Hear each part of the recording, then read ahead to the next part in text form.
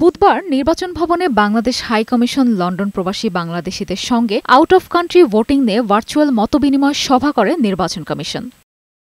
এ সময় নির্বাচন কমিশনার আবুল ফজল মোহাম্মদ সানাউল্লাহ পোস্টাল ব্যালটে ভোট দেওয়ার বিভিন্ন চ্যালেঞ্জ তুলে ধরেন। ১ নম্বর চ্যালেঞ্জ হচ্ছে গোপনীয়তার চ্যালেঞ্জ, এবং যেটা নিয়ে আমি মনে করি আপনাদের সবাইকে কাজ করতে হবে স্ব জায়গা থেকে, যাতে করে ইন্ডিভিজুয়াল ভোটাররা যেন এই গোপনীয়তাটা রক্ষা করেন এবং সময় মতন ভোটটা দেন। আর দ্বিতীয় চ্যালেঞ্জ যেটা হচ্ছে যে চূড়ান্ত প্রার্থী তালিকা নিশ্চিত হওয়ার পরে কিন্তু আমাদের ভোট শুরু হয়ে যাবে, কিন্তু যদি কোনো আসনে শেষ মুহূর্তে আদালতের আদেশে প্রার্থী তালিকা পরিবর্তন হয়ে যায়, সেই ক্ষেত্রে সেই আসনে বিদেশ থেকে সংগৃহীত সকল ভোট বাদ পড়ে যাবে। প্রবাসী একজনের ভোট নিতে ৭০০ টাকা খরচ হবে বলে জানান তিনি। আমরা প্রবাসীদেরকে কোনো ধরনের চার্জ অ্যাপ্লাই করছি না, যদিও বা প্রতিটি ভোট কাস্ট করতে গভর্নমেন্ট অফ বাংলাদেশ তথা নির্বাচন কমিশনের খরচ হবে আনুমানিক ৭০০ টাকা।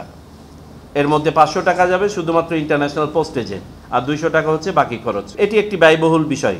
আবুল ফজল মোহাম্মদ সানাউল্লাহ জানান, কোনো রাজনৈতিক দলের কার্যক্রম নিষিদ্ধ থাকলেও সমর্থকরা ভোট দিতে পারবেন। মেরিন আমিন, বৈশাখী সংবাদ, ঢাকা।